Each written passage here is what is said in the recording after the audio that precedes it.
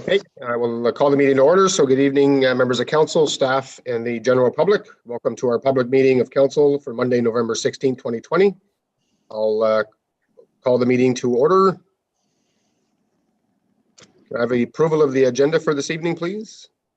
Moved by Councillor McDonnell, second by Deputy Mayor Warden. All in favor of the motion? Motion's carried. Thank you. Any declaration of pecuniary interest? Not seeing none, we'll move right into number 4, presentations for the Tyotown Heights proposed zoning amendment. Mrs. Haley. Thank you.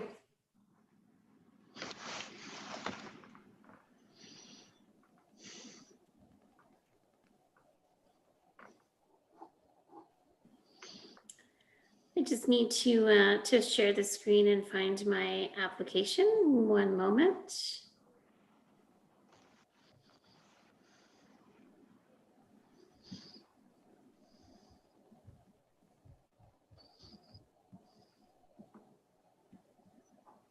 There we go.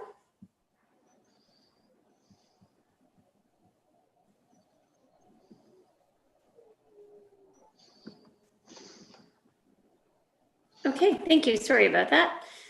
So welcome to our public meeting this evening. For members of the public that are participating by Zoom or by phone, you'll be permitted to speak to the respective application following my presentation.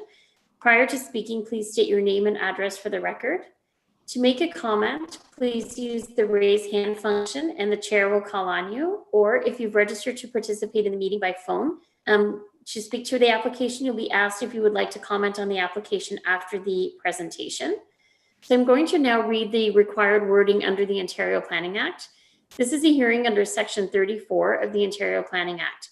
Any person may attend this hearing and or make written or verbal representation either in support of or in opposition to the proposed zoning amendment. If a person or public body does not make oral or written submissions at this hearing before the zoning amendment is decided upon, the person or public body is not entitled to appeal the decision of the council to the local planning appeal tribunal, also known as LPAT. If a person or public body does not make oral submissions at a hearing or make written submissions to the township before the zoning amendment is decided upon, the person or public body may not be added as a party to the hearing of an appeal before the LPAT unless, in the opinion of the tribunal, there are reasonable grounds to do so. So the zoning amendment this evening is known as Tyotown Heights, and this property is located at part of lot 38 and 39, registered plan number 101, in the geographic township of Charlottenburg, now in South Glengarry, fronting on Tyotown Road, and currently does not have a civic address because it's vacant land. This is a key map of the property. You can see it fronts on Tyotown, and Purcell Road is just to the east of the subject area. The purpose of this amendment is to rezone the subject property from open space to residential 1 to permit residential development as per the recently draft plan approved subdivision containing 5 residential lots. This zoning amendment is required as a draft plan approval condition. So the subject property is approximately 2 hectares or 5 acres in size.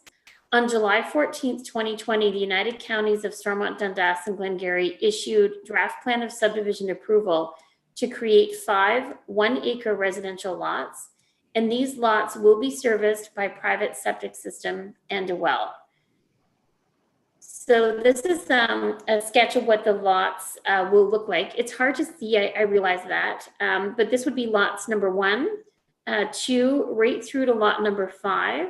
And if we went a little east further, would be the corner of Tyotown Road and Purcell. And if you look up in this corner, that's where you can see where it's situated. So the subject property is designated rural settlement area in the official plan and is zoned open space in the township zoning bylaw. And the proposed zoning amendment conforms to the official plan and also conforms to the general intent of the zoning bylaw. The zoning amendment application will be subject to a decision of council. A staff report, including a recommendation, will be brought to council for decision at an upcoming meeting. And my goal is to have it at our next meeting being December 7th, 2020. And if we are able to bring this to the next meeting and if council approves it, this would allow another condition to be cleared and would advance the approval of the subdivision in order to be finalized so that the lots could legally be created. To date, I've received no public comments, and I've had one phone call just kind of looking for information in regards to the size of the lots, why the zoning amendment was filed, but certainly no negative comments. So if any comments are wanting to be filed by the public, I must receive those comments by November 20th at 4 p.m., which is this coming Friday. And that's all I have to share this evening. Okay, if I can see everyone on council, please.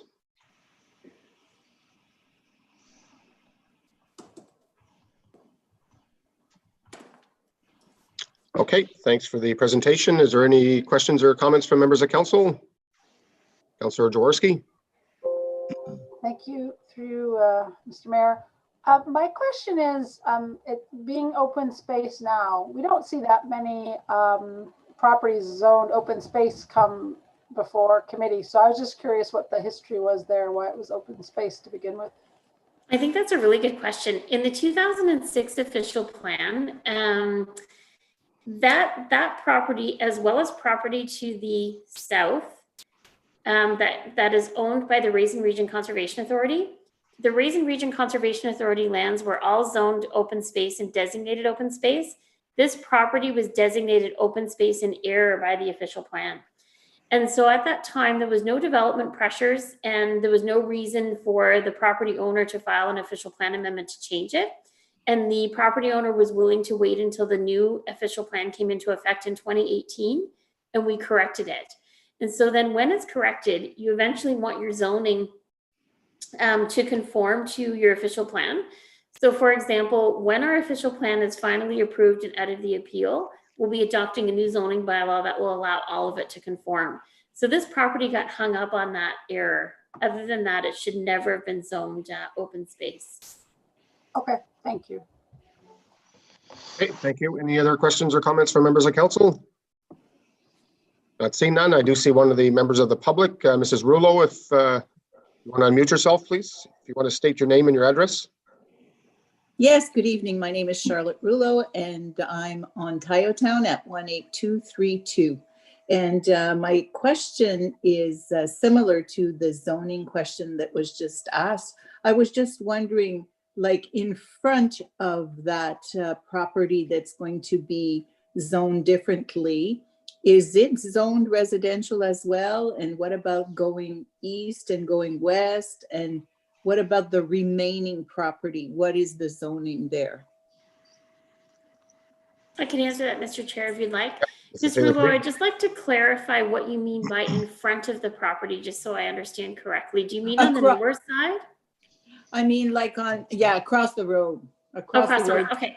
Yeah. So the zoning across the road is not changing at all. We're actually only changing that rectangular spot. The remainder of the property is going to stay in open space, as the applicant didn't require it to be changed. I shouldn't say the applicant, the property owner, nor does the property owner have any intentions for further development in that area. So we're only focusing on that rectangle at this time. So do you know what the zoning is across the road by chance? I do. Oh, okay. I do. I apologize for not answering that. Sorry. The zoning across the road, if I remember correctly, is rural and floodplain. Oh, interesting. Okay. And those 5 lots, I think I had emailed you that question regarding their driveways. There will be 5 driveways on Tyotown Road, correct? That is correct. Thank you very much. Joanne, for clarification for me, when she was talking about the property across the road, is that Mr. Gabo's property you're talking about, his own rural and floodplain? Yes. So is the floodplain towards the west of his home? Is that, or do you know? I'd have to look, Mr. Mayor, because I'm going by memory. But along Tyotown Road, kind of down the hill, there's quite a bit of floodplain, and I think there's only a little bit at the top, but it's definitely on the rural side of the because the rural settlement area doesn't cross over Tyotown Road. That's why I know it's rural.